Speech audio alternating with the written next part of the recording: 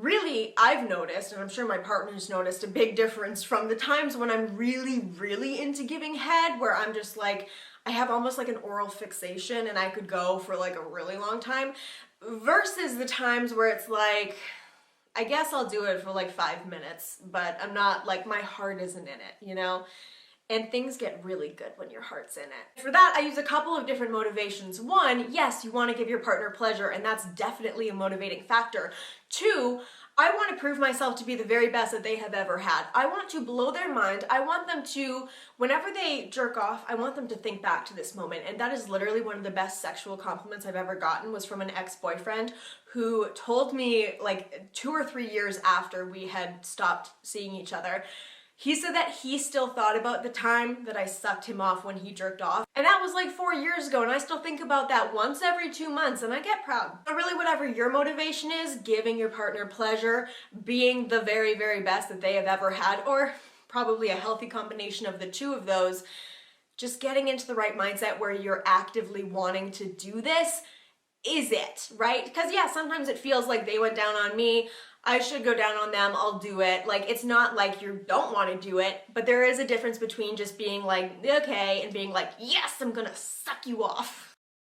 What feels amazing and orgasmic and explosive for one partner can be really boring for another partner. I've certainly noticed that doing the exact same thing on 2 different people can produce 2 very different results. Some people like a lot of pressure, some people like it really soft. Some people like a lot of speed, and some people like to take it slow.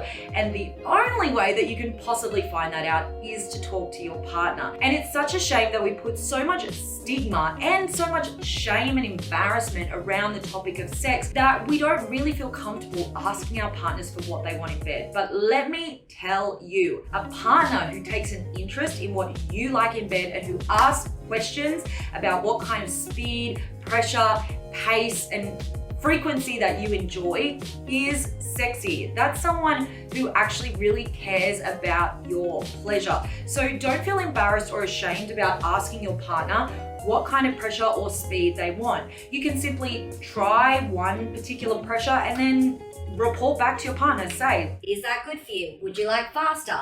Would you like harder? Would you like softer? I cannot tell you the number of times I have women write into me and say, how do I give my partner a good head job? And I always say to those women, well, what does your partner like when he's getting head? And more often than not, they'll reply, well, I don't know. I'm too nervous to ask him. Now, I really want you to just stop and think about this. Most of you that are watching right now are actually more comfortable with whipping out your partner's penis and putting it into your mouth than you are with simply asking your partner, hey, how do you like receiving head? Really put that into perspective, because it's just a simple question. And let me tell you, it's a whole lot less confronting and nerve-wracking than actually putting a penis in your mouth. So just break through the discomfort and do it, because there is no cookie cutter technique that's going to work for every person. And unless you learn to get comfortable with talking to your partner about sex and about what they like, the sex is never going to get better.